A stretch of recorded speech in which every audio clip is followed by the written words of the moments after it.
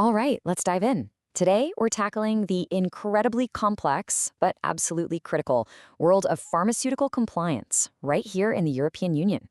We're going to pull back the curtain and demystify how companies legally manage the tricky business of distributing controlled drugs across borders. So, here's our game plan for this explainer. First, we'll get lost in the EU's compliance maze, just so we understand the scale of the problem. Then, we'll start decoding the rules of the game. After that, we'll see how you can build a digital guardian to watch over everything. We'll see it in action at the moment of truth, look beyond just one transaction, and finally, ask what this all means for the future of compliance. So, to kick things off, let's really set the stage. What is the core challenge? Why is shipping controlled medicines inside the EU so darn difficult? I mean, it seems like a pretty straightforward question, doesn't it? You've got a legitimate medicine, a licensed pharmacy waiting for it, and a patient who needs it. But believe me, the answer is anything but simple. And here's the thing you've got to wrap your head around. There is no single EU rulebook for this. The whole system is based on big UN drug control conventions, sure, but then each country, Germany, France, Ireland, you name it, takes those conventions and builds its own national laws on top. What you end up with is this complex patchwork quilt of different rules, different drug schedules, and different license requirements. Okay, so to get through this maze, we need a map. You have to understand the pieces of the puzzle first. So let's break down exactly what we mean by controlled substances and the rules that try to contain them. First up, you've got your narcotic drugs. We're talking about the heavy hitters here. Morphine, fentanyl, powerful opioids. Because they have such a high potential for abuse, they get placed in the most restrictive categories by each country, with the tightest possible controls.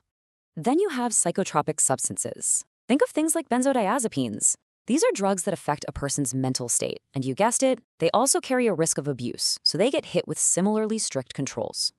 And this brings us to a really crucial third category, drug precursors. Now, these aren't the drugs themselves. They are the chemical building blocks, the raw ingredients you could use to make illegal drugs. And because of that potential, they have their own unique, separate set of EU-wide regulations. And you can see how the EU breaks these precursors down. It's all based on risk. Category 1 is for the most sensitive chemicals. You need a very specific license just to touch them. But as you go down the list to Category 3, you're looking at bulk chemicals that have tons of legitimate uses. So the focus shifts from hardcore licensing to just really careful monitoring. So this shows how everybody in the supply chain has their own lane to stay in. A hospital needs special authorization just to dispense these medicines. A manufacturer needs a totally different license to actually produce them. And a chemical supplier? They need a precursor license just to handle the raw ingredients. Every single step is tightly controlled. So with this insane web of national laws, different substance categories, and all these license types, how on earth can a company manage it all without bringing its entire supply chain to a screeching halt? Well, the answer isn't to hire an army of people to shuffle even more paperwork.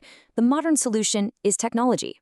It's a purpose-built digital system that acts like a guardian, standing watch over every single transaction every single day. And a system like this really has 4 main jobs. First, it has to be the single source of truth for all the licenses and rules. Second, it uses that information to properly onboard and qualify customers. Third, and this is the really critical part, it checks every single transaction in real time. And fourth, it keeps a perfect, unchangeable audit trail that will make regulators happy. Now, let's take a quick peek under the hood. The smartest way to build this is to avoid having different versions of the truth floating around. That's a recipe for disaster. So the system smartly pulls general customer info from the main company software and then combines it with all the specific compliance data, which is stored separately. This way, every decision is based on the exact same accurate information. No guesswork. Okay, let's get to the heart of it all. We're going to zoom in on that third pillar, the automated check that happens with every single order, right at the moment of truth. This is where the system's intelligence really shines. It's not just a simple yes or no answer. If a transaction gets blocked, the system gives a very specific reason why. It knows the difference between a license that's expired, one that's missing completely, or, a license that just doesn't cover the specific drug in the order. This is true, actionable intelligence. So, the outcome is beautifully simple and incredibly powerful. On one path, the order sails through because every single check is green. On the other path, it's blocked. And it's blocked with a clear, evidence-based reason. There's no ambiguity, no gray area. The system makes a final compliance decision in an instant. But a truly great system doesn't stop with just the sales order. Compliance is about the entire journey of that medicine. This bigger picture is called Good Distribution Practice, or GDP, and it's all about ensuring quality and integrity from the factory all the way to the patient. A comprehensive digital guardian manages all of this too. It keeps tabs on your truck drivers and transport companies, it logs inspections from regulators, it manages the follow-up actions from those inspections, and it even monitors the status of critical equipment. It's really a full lifecycle compliance command center. So you're probably wondering, what's the magic behind the curtain? What kind of modern tech actually powers this whole thing? Well, the foundation is built on secure, scalable cloud services, like the ones from Microsoft Azure. Think of it like a team of specialists. One service hosts the main app, another runs all the background jobs, like constantly checking for expiring licenses, another one securely stores all the documents. Everything is locked down tight and built for speed. All right, let's bring it all home and talk about the real-world impact of this approach and what it means for the future. So here is the ultimate payoff. After crunching all that complexity, the national laws, customer licenses, substance types, precursor categories, how long does this validation take? The answer is less than 3 seconds. That is what you call automated, ironclad compliance that doesn't get in the way of business. And that really leaves us with one final big question.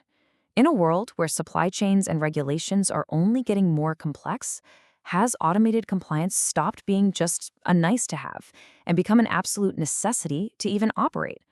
It's something to think about. Thanks for digging into this with me.